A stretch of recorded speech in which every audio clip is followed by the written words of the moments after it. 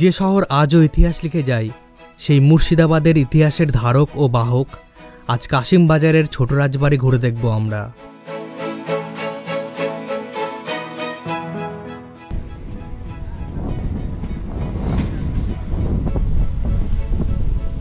মুর্শিদাবাদ পরিক্রমা চলছে আর আমি মুর্শিদাবাদ থেকে এই মুহূর্তে চলে এসেছি ট্রেনে করে কাশিম বাজারে।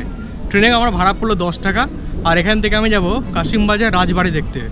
প্রথমে আমরা কাশিম বাজার ছোট রাজবাড়ি দেখব, কারণ সেটাই খুব ভালো অবস্থায় রয়েছে। তো সামনে গিয়ে টোটো নেব, টোটোর ভাড়া পড়লো 10 থেকে 15 টাকা পড়বে। তো চলুন যাওয়া যাক।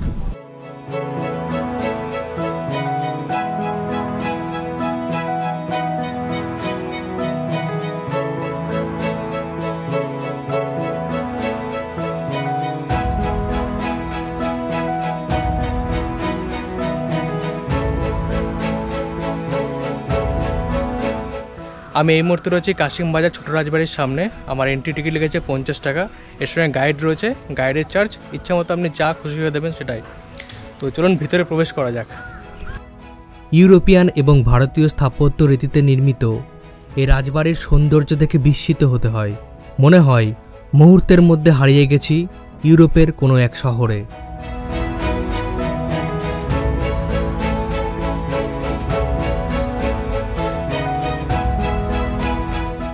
হুগলি নদীকে কেন্দ্র করে একসময় বাংলাতে রমরমা ব্যবসা চলত।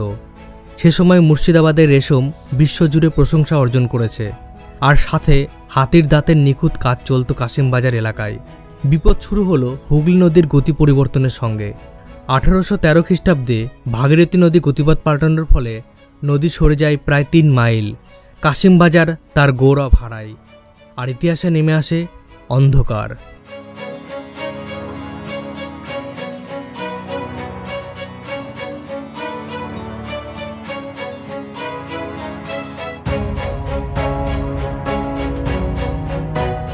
এখানে স্নান করতেন রাজারা, আর ওখানে টেনিস কোর্ট এখনও টেনিস খেলেন। আক্কেশ্বর ফুল গাছ, এই গাছটার বয়স 300 বছর। রীতি মেনে সপ্তমী থেকে নবমী পর্যন্ত 3 দিন এখানে কুমারী পুজো করা হয়, যা রাজবাড়ির মহিলারাই করেন। দশমীর দিন হয় অপরাজিতা পুজো। আগে এই পুজোতে বলি হলেও এখন আর বলির নিয়ম নেই, তবে গ্রামান্তরের প্রচুর মানুষ এখানে আসেন পুজোর দিনগুলিতে। প্রসাদ দেওয়ার রীতি এখনও চালু রয়েছে। এই আমার পিছনে রয়েছে ঠাকুরের বেদি। এখানে দুর্গাপুজোর সময় মহা ধুমধাম করে দুর্গাপুজোর উৎসব পালন করা হয়।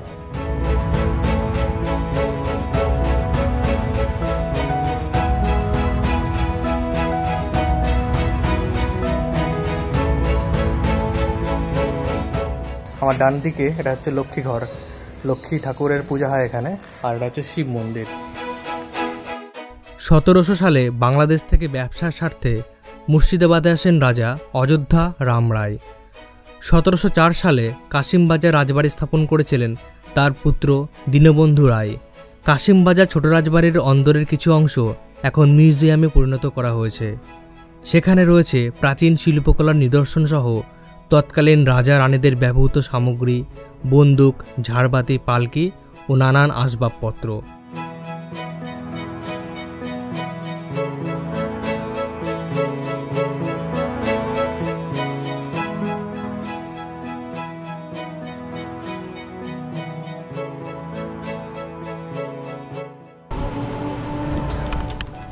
কাশিম বাজার ছোট রাজবাড়ি দেখে আমরা এখন কাকার টোটোতে চেপেছি। টোটো ভাড়া নেবে আমাদের 10 টাকা। নামবো পাতালেশ্বর শিব মন্দির। তো চলুন পাতালেশ্বর শিব মন্দির দেখা যাক।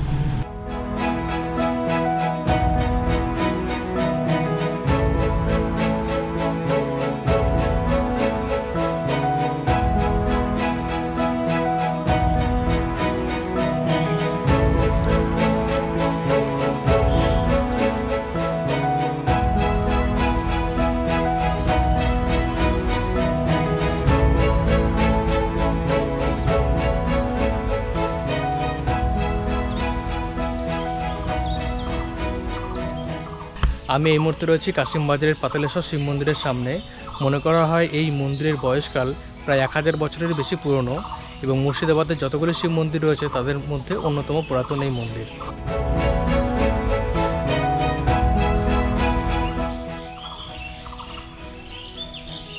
বেশ কিছু বাংলা উপন্যাসে কিন্তু এই পাতালেশ্বর শিব মন্দিরের উল্লেখ পাওয়া যায়।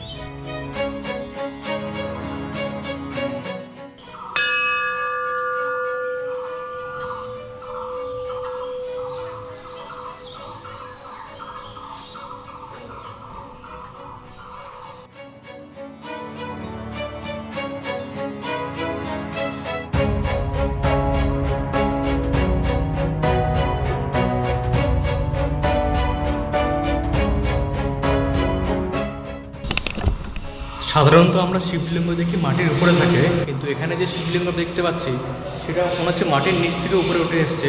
হয়তো এই কারণে এই শিব মন্দিরের নাম পাতালেশ্বর শিব মন্দির।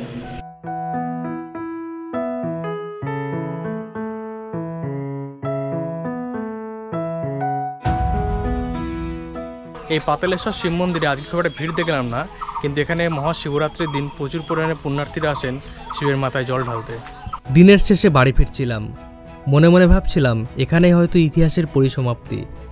টোটো নিয়ে পৌঁছলাম নিমতলা ঘাটে, কিন্তু ইতিহাস ফুরায় না, প্রতি মুহূর্তে ইতিহাস রচিত হয়।